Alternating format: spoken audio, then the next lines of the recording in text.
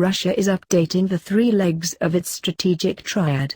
Strategic aviation has been given a boost recently, with all Russian aircraft being radically modernized to boast new functionalities. Russia's Tupolev airspace industry, a giant in that sector, has signed a contract with the Defense Ministry to radically update its Tu-95 MS strategic bombers, in order for them to meet the MSM standard.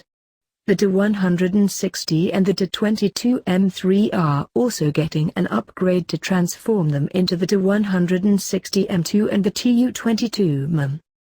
The entire fleet will acquire new functionalities. The first Tu-95 MSM supersonic, variable wing bomber will take to the sky in late 2019. General Valery Gerasimov, the chief of the General Staff of the Russian Armed Forces, has noted that the aircraft will get new avionics and engines. The electronic equipment will include only Russian-produced components. The Tu-22 M3M, Tu-160 M2, and the Tu-95 MSM will be armed with new long-range cruise missiles that have already gone through testing and are ready for mass production.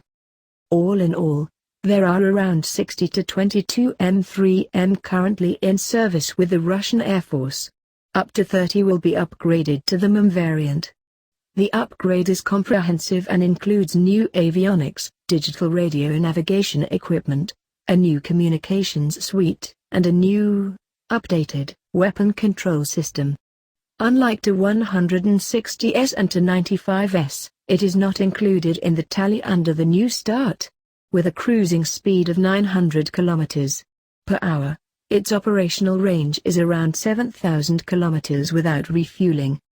All varieties of weapons can be used, including the Kh-32 long-range anti-ship cruise missile with an operational range of 1,000 km. That is able to reach a maximum speed of over Mach 4 in the terminal phase of its complicated trajectory.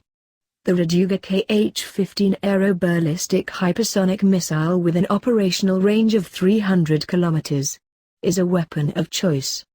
The Tu-22 M3M can carry 3 Kh-32s, weighing about 6 tons each, or 12 of the lighter Kh-15 missiles. The Tu-22 M3 has recently tested the Kinzhal hypersonic missile. According to Rossiyskaya Gazeta, an official government source, the Tu-95 MSM version with an operational range of 7,000 km will have no bomb bay. It will carry only standoff precision-guided weapons for launching. Its prime weapon is the Kh-55 cruise missile. It can carry 6 of them internally plus 10 more under its wings. The weapons suite can include the newest Kh-101 air-to-surface missiles, with 6 of them accommodated inside and 16 others carried externally. The missile's range exceeds 5,000 km. The Tu-160 and Tu-95 MS have delivered 66 missile strikes against terrorist targets in Syria with high accuracy. The updated version of the aircraft will have the capability to retarget cruise missiles after the plane is already airborne. The missiles can be retargeted when they are already en route to their objectives. This is a new capability for Russian aviation. 2 Tu-160s flew to Alaska for the first time in history. They reportedly flew about 7,000 kilometers from their home base in Saratov in southwestern Russia to Anadyr on the Chukotka Peninsula, which faces Alaska across the Bering Strait. Currently, the operational fleet of 16 aircraft in the arsenal of the airspace forces is being subjected to upgrades at various levels to extend the lifespans of those aircraft and expand their strike capabilities. Russian President Vladimir Putin ordered the production of Tu-160s to be reinstated. Capable of speeds of over Mach 2.0, the Tu-160 will acquire the capability to launch long-range, standoff cruise missiles, thus rendering its lack of a stealth feature fairly insignificant. Building new airframes is a milestone event in the history of Russian strategic aviation. The modernization of the Tu-160 supersonic bombers is underway and is scheduled to be complete by 2030, along with the update of the Tu-22 M3M. So far, $2.8 billion have been allocated for the first batch of 10 Tu-160 strategic bombers.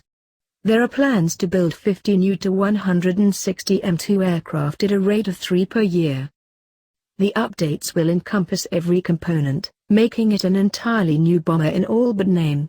According to experts, it'll be a whole new aircraft with a new fire control and navigation gear, an advanced system of electronic jamming, a new cockpit, and more fuel-efficient engines. The Tu-160 M2 version is to go into serial production between 2020 and 2021 with 60% of its internal equipment brought up to date, including a modern glass cockpit. The new NK-3202 engine has been designed for the upgraded bomber. With the help of the modernized Il-78 refueling tanker, the Tu-160 will be able to reach any point on the planet. All the modernized bombers will be equipped with the SVP-24 all-weather special computing subsystem for precise guidance. The system can operate even if the GLONASS receivers are jammed. It provides fire-and-forget guidance, enabling the pilot to concentrate on countering threats and finding new targets to attack. Weather conditions and the time of day become irrelevant factors. The golden days for Russia's strategic aviation fleet are on their way, bringing an extensive revamping that will provide that fleet with new functionalities and propel it into first place in the world.